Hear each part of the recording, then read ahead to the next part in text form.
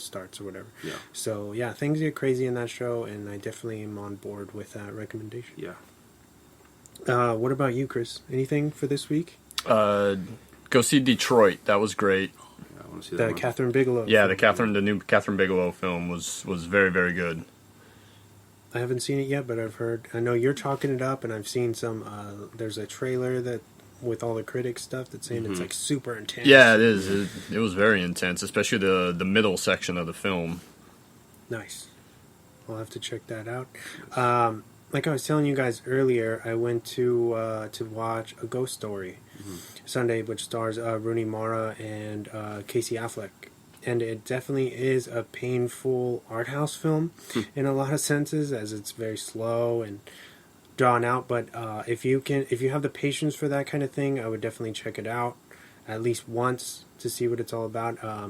They have a mythology that they've kind of created about the afterlife that I really, really dig, and the soundtrack is great. Along even just the score is awesome, and I think Casey Affleck actually sings in it, and he's really good, which I would have not thought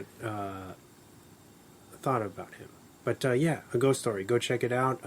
It should be out like in limited release and probably on video on demand soon, if not already. I think that's it for Rex, unless you guys got any last minute things you want to throw in. Couldn't think of I'm anything. good. Yeah. All right, so Kill Bill Volume 2. Oh, yeah.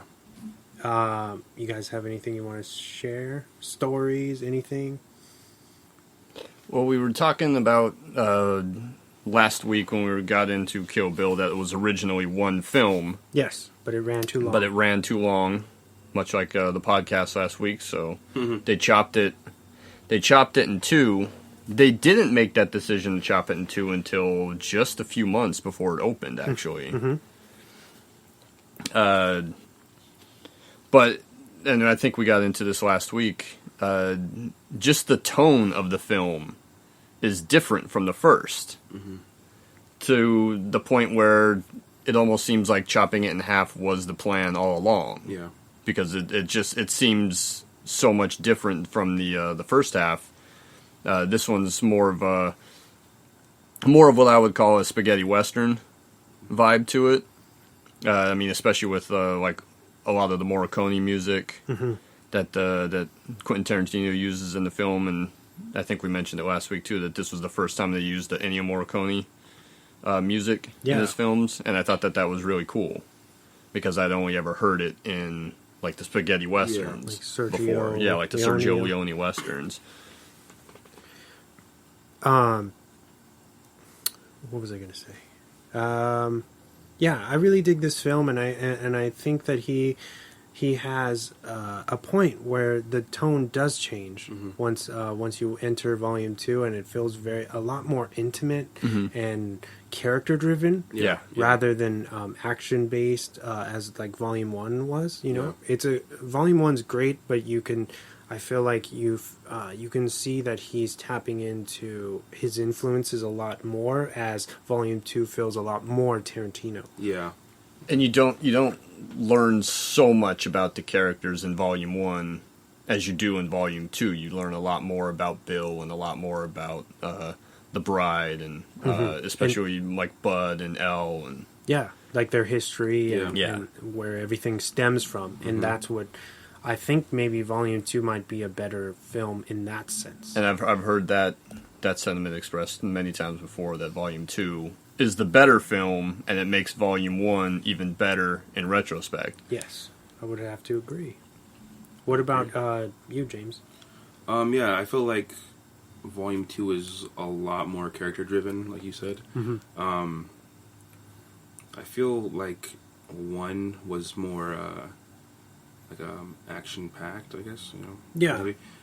But you get little bits of background information, story, exposition, and then the Volume 2, they dive deeper into the whole what's it called, the brides during the wedding. I feel like that's kind of genius in the sense that, or at least the structure is, because when she wakes up from the coma in Volume 1, right? of course she's going to be like filled with hate and kind of seeing red. So her going on this kind of bloody rampage, as they say or whatever, makes sense that she's not really thinking. And volume 2, I feel like she's much more composed and kind of planning out like, okay, now I'm getting closer to Bill, and going after her, his brother and Elle and everything. It just feels a lot more laid out, and like I know things don't go the way that she wants them to, but she has more of a plan, like a concrete plan. Yeah. And I feel like that's really cool, and I love the dialogue in Volume 2 as well. I think it's very much him, and it's fun, and I've never gotten bored of it, That's the kind of, even both of them, I'll sit down and watch them anytime. Yeah. And I feel like it's like a fresh take each time. You don't get tired of it. And arguably, you could say that about any of his films, but for me, this set is great, and it never gets old. Yeah, I agree. I like the you were talking about the dialogue, the scene between Bud and Elle after he's buried the bride alive, or Beatrix after he's buried her alive, Beatrix Kiddo. The dialogue between Elle and Bud is great, and she asks him, like, are you, or I think he asks her, right? Yes. Like, are you happy that she's dead, or would you have rather had a confrontation with her? Am I getting that wrong, or is that? I think that's. I haven't seen it in a minute, so. I think that's correct. Yeah, I think you're on the right track. Like, that dialogue is great, and then the end when the bride and Bill actually meet up, and he's asking her all the questions, and he goes into this like really deep take on the Superman mythology. Yes. That is genius. His whole take on Superman, and how he compares Superman to Beatrix, and how she'll always be the killer. That was great. It's masterful. Yeah, especially as that's like the final minutes of the film. That's incredible. I'm totally on board with that. Yeah. By the way, for what it's worth, my favorite scene in the movie is when she punches her way out of the coffin.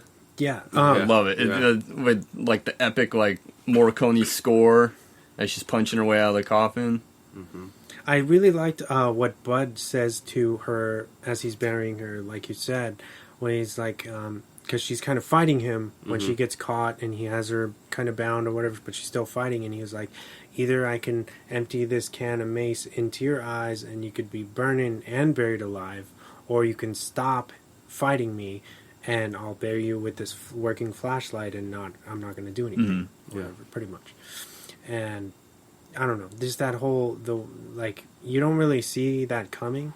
And I guess that'll lead me into my next question for you guys. Do you think that that's really possible to actually get... I know you could probably break the coffin open, but the way that she climbs up, do you think that that's physically possible?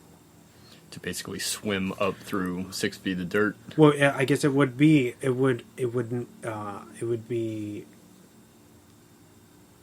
become like, how deep are you? Yeah.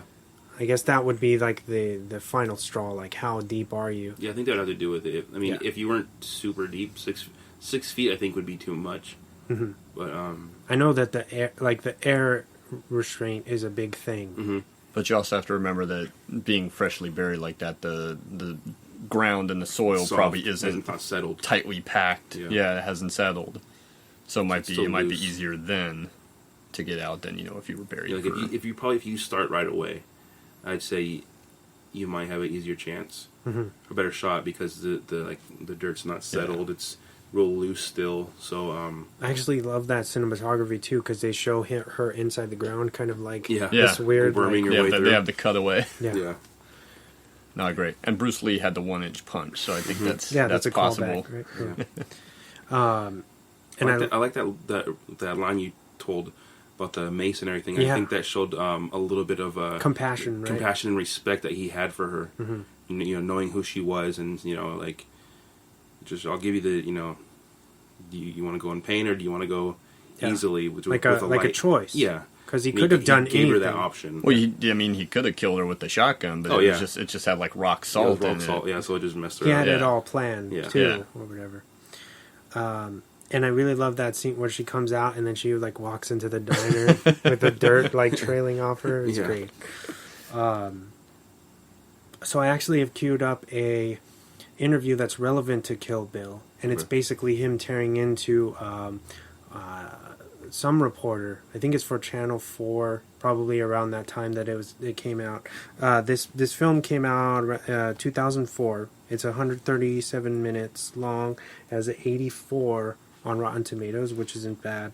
So it was made for $30 million, and I made just over 66.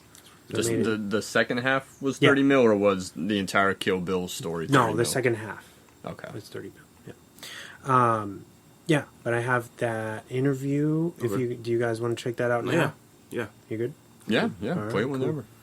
All right. Here we go.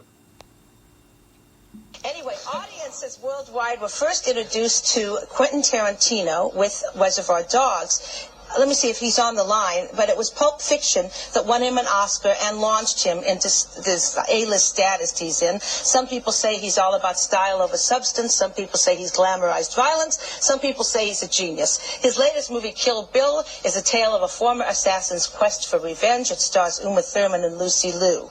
Now, Quentin joins us. There he is, baby. How are you, Quentin? I am here, Jen. How you doing? New York. All right. I haven't seen you since Pulp Fiction. Now, here I am. Do I look just as handsome? Yeah. Okay. I think they used that colored gel, though, that they used for Lucille Ball on Mame. Oh, really? Okay, well, you're lucky I can't see you right now. Oh, darling, I look bad. Okay, speaking of Mame, okay, I'm going to do a little segue here. Mame into violence and Kill Bill. This movie's doing very well, by the way, Quentin. Why are you with us? Why did you decide to do Why this? am I with you? Yeah, I mean, did you decide so it can keep doing good and I just see. spread the Kill Bill word, I especially see. to the San Francisco Bay Area. But one of the things you said recently, is this true or were you misquoted, that children should see Kill Bill, advising kids to see it? Did you actually say that, or is that a misquote, Quentin? No. It's like if it's an R-rated movie, if the parents will take them to go see it, they'll have a blast. I actually think from 12 up.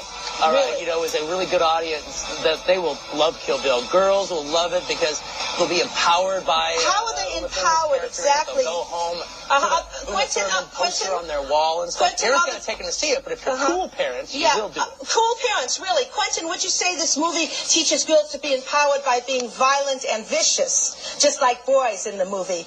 Would you say that's the empowerment?